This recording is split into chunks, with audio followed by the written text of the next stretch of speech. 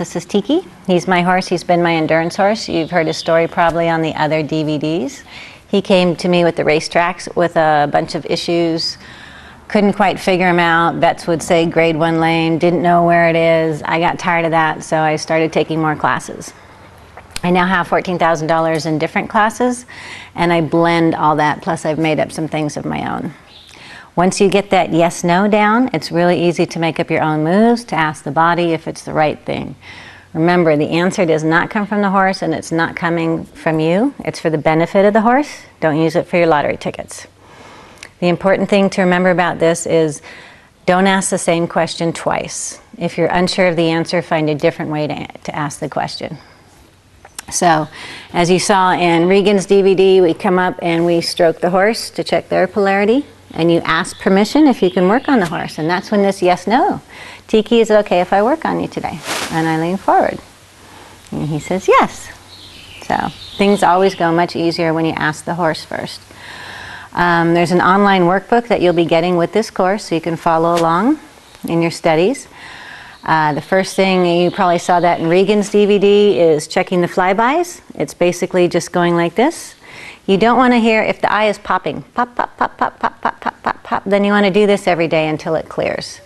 It's releasing cerebral spinal fluid pressure to the brain. It's also going to let you know if one eye is popping more than the other, what side of the head probably took the trauma. So we're just going to check both eyes.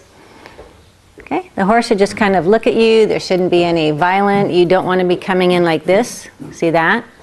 You just want to be coming across like this. You don't want to be touching eyelashes. You just want to do this, kind of light, dark, light, dark, light, dark, until they just kind of look at you. Okay, so that's checking cerebral spinal fluid pressure to the brain.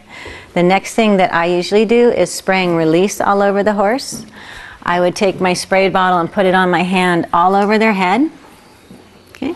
Especially up here at the parietal bone. All these horses that I have seen and worked on have had some type of pullback stress.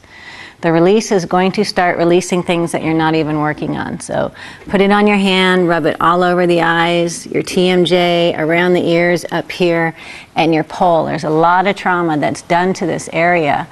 People say, oh, they're fine when they pulled back, and they're not. If you've seen your diagram, atlas and axis are a different shape. They can actually come out of alignment. Those can shift with the pullback. Your nuchal ligament attachment can be damaged, and you have adhesions up here. That horse will never be able to get up on the bit like you want them to.